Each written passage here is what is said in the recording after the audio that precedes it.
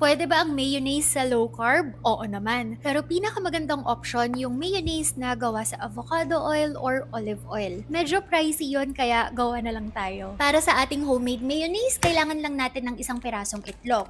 Mas okay kung gagamit kayo ng organic eggs, pero okay din yung free range, pero pinakamagandang option yung pasture raised. Kailangan din natin gumamit ng 1 cup ng mantika. Para sa mantika, ang gagamitin ko ay olive oil, extra virgin olive oil yung gagamitin ko dito.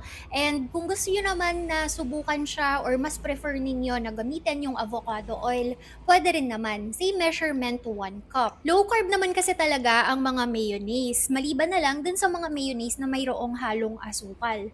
Nagiging hindi lang advisable yung isang brand ng mayonnaise kung yung mantika na gagamitin nila ay yung mga vegetable oil or yung mga oil na iniiwasan natin sa low carb. Aside sa mantika, naghalo rin ako ng 1/4 teaspoon ng asin, pero pwede nyong dagdagan or bawasan depende sa inyong preferred na panlasa.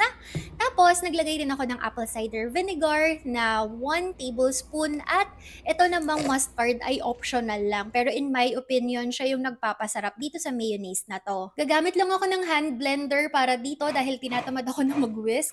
Pero hindi nyo naman talaga kailangan to. Kahit gumamit lang kayo ng whisk na kayo yung maghahalo-halo, yun nga lang aabutin kayo ng 15 to 30 minutes kung gagawin nyo siya ng manual. Sa simula, i-on nyo lang yung hand blender, tapos saka nyo siya iaangat slowly kapag naghalo na yung mantika at saka yung itlog. Huwag nyo siyang iaakyat baba kasi merong tendency na hindi mabubuo yung mayonnaise nyo. Ang mangyayari, magiging watery siya, tapos hindi nyo makukuha yung ganitong klase ng consistency. Okay na ako sa ganitong consistency, ginawa ko lang to in less than a minute. Kung okay na kayo sa ganyang consistency, then pwede nyo na siyang ilipat sa container.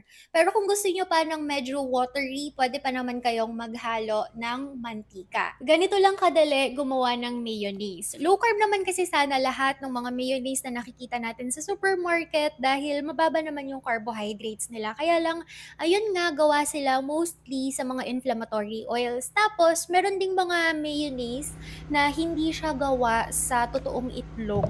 Yung iba, puro mga iba't ibang klase na pinaghalo-halong mantika lang rin. Kaya sayang, dahil naka-low carb ka, tapos medyo inflammatory pa rin yung mga ingredients na gagamitin mo kapag yun yung mayonnaise na binili mo.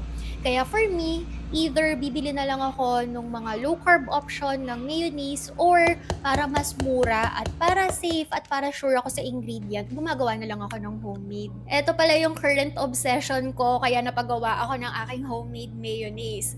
Toasted na garlic bread lang ito, syempre low carb. Meron siyang melted cheese, hot sauce, tapos merong seasoning na holy bagel at perfect na perfect dito yung ginawa natin na homemade mayonnaise.